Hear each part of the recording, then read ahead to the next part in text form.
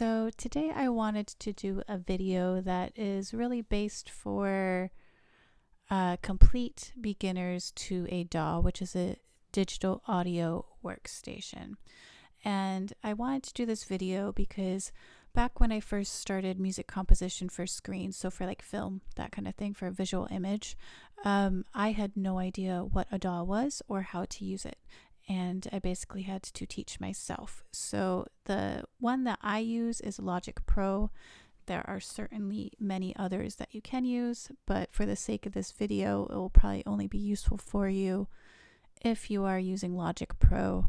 There may be some similarities to some of the other ones, such as, Pro Tools, Cubase, a variety of others that you can choose to use, but I am not certain on that since I've never used those. So I wanted to create a video that is with complete beginners in mind that have never used a DAW, maybe don't know what it is, and we'll just take the few beginner steps of how to open a project, how to create that project, and what are little things that you would find useful to know when you have never used it. So if that sounds like you, stay tuned, keep watching, and hopefully this will all work, as this is my second time trying to record this because I had a slight issue before. So first, before I start with Logic, I did just want to quickly mention what a DAW is. It's a digital audio workstation, which is basically a software application used to record, edit, and produce music. So like I said before, I compose for film typically, so I will use it for that, but others may use it just for recording their own music in a variety of styles. So basically just creating music. So let's start off with just opening Logic Pro.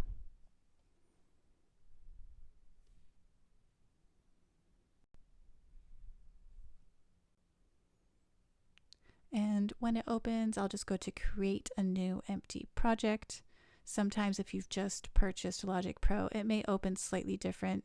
You can actually set how you want it to start up, whether you want it to start up on the project that you are currently working on, or want the setup to be a certain way. You can actually fix that how you want. So I'll go to create a new project, click OK. And then this is basically what you see. So you just choose your track type. So for today, I'll choose software instrument. You can always choose audio or any of the other ones, drummer, external MIDI, guitar, bass. You can record directly into a DAW or use sound libraries, which is what I'll show you how to use today. So you would want to click software instrument. The sound library I use is called Opus. Which is just from East West Sounds. I have a subscription with them, so you could always check them out. If it can sometimes be kind of expensive initially to purchase sound libraries, so if that's not within your budget, you could always check out East West Sounds. They have a subscription, so that works out nicely. And you can also get a discount, I believe, if you are a student, or I believe they also have it if you're a teacher, but as far as teacher, it's like specifically like at a place. It's not just, like one-on-one tutoring kind of thing. Like you have to show that you're a teacher, like at a school. Anyways, I use Opus. So then you just have open library. Output, it's usually set up to be whatever device you're using. Mine says screen record with audio right now, just because that's literally what I am doing. So I've set up my settings specifically so that you can hear the sound from Logic Pro. So that's why it says that. But typically it will just be whatever device you are using. And you can always change it up if you need to. So then you just click create. If you wanted to have more than one track right away, you could change that number right here. But we'll just do one track. Click create. Okay, and then this is basically what it shows. So up here is the track. It just says instrument 1. So in order to actually have that be an instrument, and since I am using a sound library, the blue part over here that says Opus, I would just click the middle of that to open that up.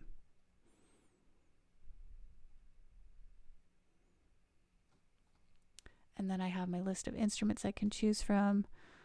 I will just choose, let's see, just a piano. Let's just go to that. So here you'll see all the keys. Just test that you can hear it. When you hear it, you'll obviously see the green moving over there. What I also like to do is over here where it's the title of what sound it is, I like to double click that, Command C for copy. Then if I close that and go over to here where it says instrument 1, I double click that, Command V for paste. And that just helps me keep track of the exact instruments that I'm using in my sound library. So I don't have a MIDI keyboard connected to my laptop right now because unfortunately I do not have enough of the, what's it called? It's like a USB adapter thing. And so I'm using that for my microphone right now.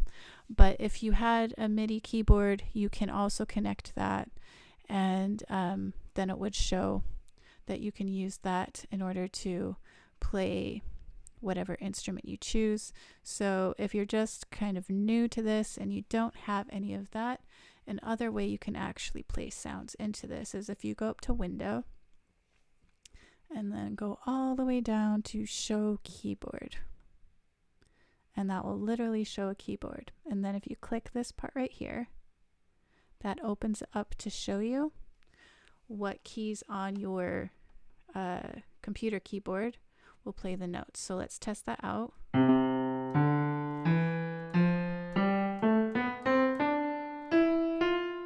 So as you can hear, it plays it. See, this blue part is the octave that it's playing. So if you wanted to play it lower, you just click that, or higher.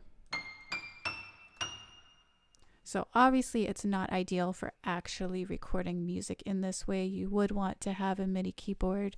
You can purchase MIDI keyboards. You know, it can be like I have an actual keyboard that is like a, you know, it plays music regularly, and then it also has a connection that you can then connect to your laptop and then use it as a MIDI keyboard. Or you can just purchase MIDI keyboards which will not have any sound to it except for when you plug it into your computer. And so for example, I have one that's an M Audio.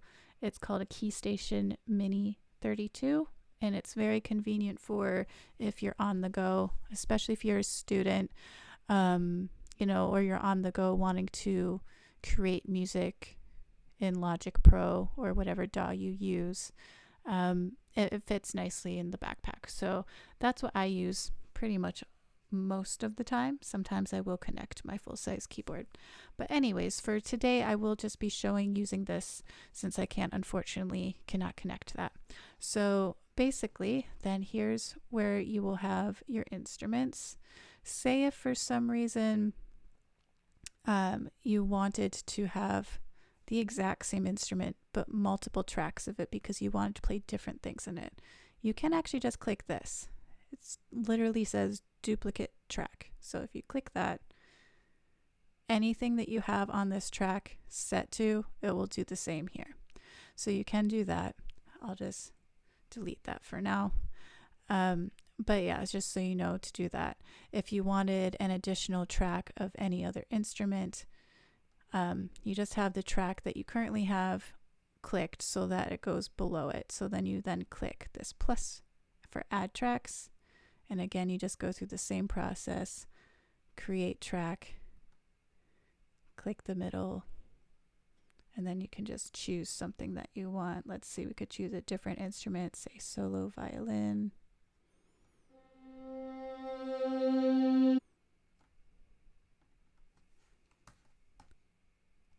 Again, I tend to like to copy and paste that. Sometimes I will change it up as I go, but that helps me initially know what track I am, like what instrument I am using specifically from the sound library, because sometimes if anything goes wrong, where say something suddenly just turns off, that will help you be able to find it a lot easier for when you go back to it if you're unsure specifically what violin or piano you've chosen, that kind of thing.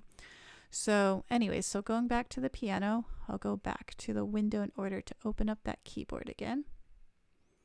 Then I'll click that again so that I can see. Okay, so if you wanted to record, basically you have to make sure that that track is selected. You click the red button.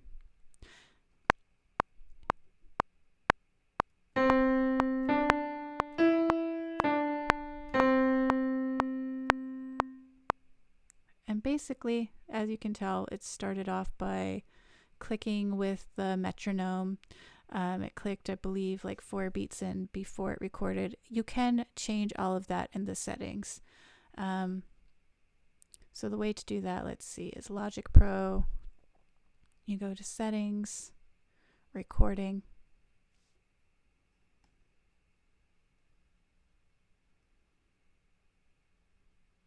Recording project settings. And then see count in. You can change if you want it to be no bars, 1, 2, 3, 4, however much you want before it actually records. And then you just would click recording settings to like set that in. So I'll just close that out. And again, there's a lot to different DAWs. There's a lot to learn. So it is good to just kind of play around with it. Or if as you're working on a project, you'll find you'll have questions. And a lot of times you can just look through YouTube. That's how I learned how to use it. You know, I was quite overwhelmed when I initially knew nothing about a DAW, how to use it. YouTube was my friend. It was incredibly helpful to learn whenever something strange happened of a project I was working on. I would just type that in and find the answer. So anyways, I'm just going over the basic stuff so you can basically understand how to open a project and how to use it and kind of play around with it. Up here, that shows the tempo. You can keep the tempo or you can have it adapt to whatever you're playing. So clicking adapt, you can also change, you know, what the tempo is. You can adjust any of that. Beats, bars. It will say things of what it thinks the time signature is and all of that. I honestly never usually mess with that. Because sometimes if I'm working on something specific that then I load into Logic Pro, it will adjust all of that. So yeah, but anyways, so if you click this down arrow, you'll find what works for you and your project. I sometimes like just clicking the large display of the time because like I said, sometimes I'm working on film projects and that's what's most useful for me. But you can always change it to different things. So yeah, let's see. Over here, that's just showing your volume. So say you've recorded whatever you want to record. Say you want to then record something here. Now I wanted to test to see if this would work because sometimes when I upload instruments, it will have it be that then there's no sound, and I can show you how to fix that if that is the case. So first, let me go to the little keyboard section. Let's see if this works. Okay, so you are hearing it. Now say if for some reason you were not hearing it and there was no sound, you would make sure that that instrument is selected. You could go over to this left section where it says track. And then you can look in here where it says MIDI in, MIDI out. And then sometimes you just need to change the MIDI out channel. And then sometimes I'll just change it to 1. And then that works. Because it can be quite frustrating when you try and load in a sound and then nothing's working. So sometimes those kinds of things can take forever to figure out. So that is an option of what can help. And so say you want to also now record that. Again, you just click record.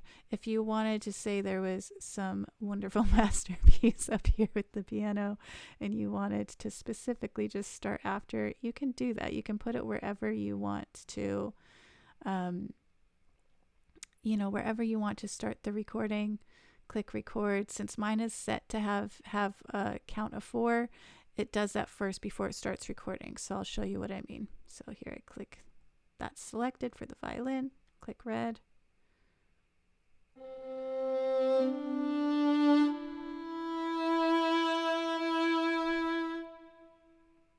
Okay, so I actually didn't play the metronome. Maybe I'd actually unintentionally turned that off when I was showing you the different settings for that. But anyways, so that's basically what you would do.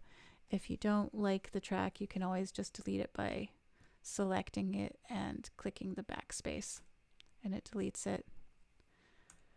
And this shows the tempo. If you wanted to play around with the tempo, you can always move it around up and down. You can click and adjust it different ways. You can even move this little guy and it can kind of adjust it.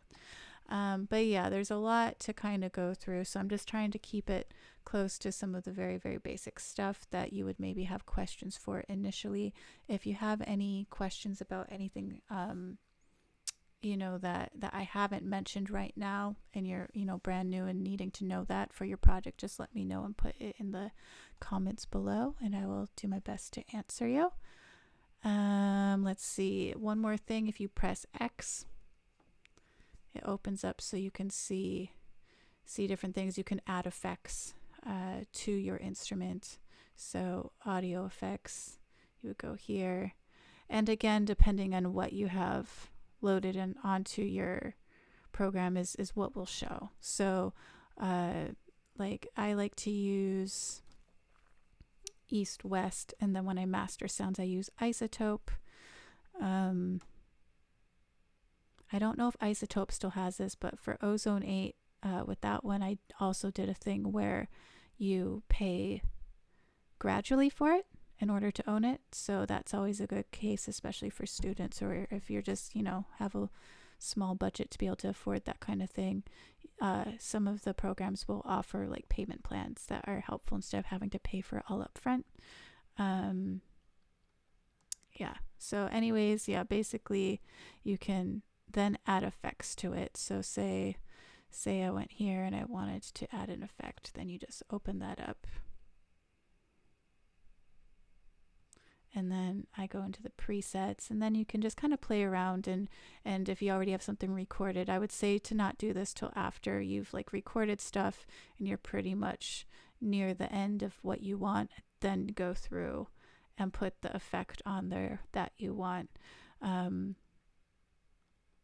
And you can kind of see what sounds best to you and just kind of play around with it. Since I deleted the piano, I wasn't thinking, but say for example, if I went here and just clicked something random, I'll show you what it basically does to this sound. So in order to close up this section, I just click X again and it closes it. So say I want to play here again. If you have the MIDI keyboard, it's quite easy. It's already connected. You don't have to keep going to show keyboard. That's just because I don't have the MIDI keyboard connected.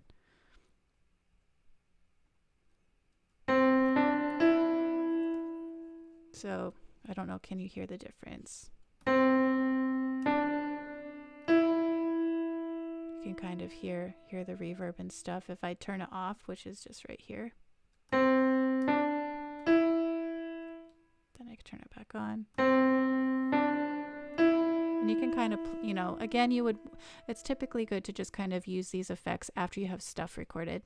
You can also input files that you've created, say in Sibelius or Finale or another music notation program, but I'll leave that for another video.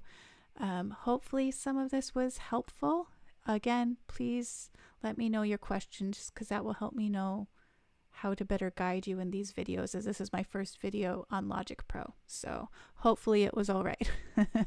All right, well, I will let you go. I hope you have a good day, and please like it if it was helpful in some way, potentially subscribe if you wish, and hope to see you next time. All right, bye-bye.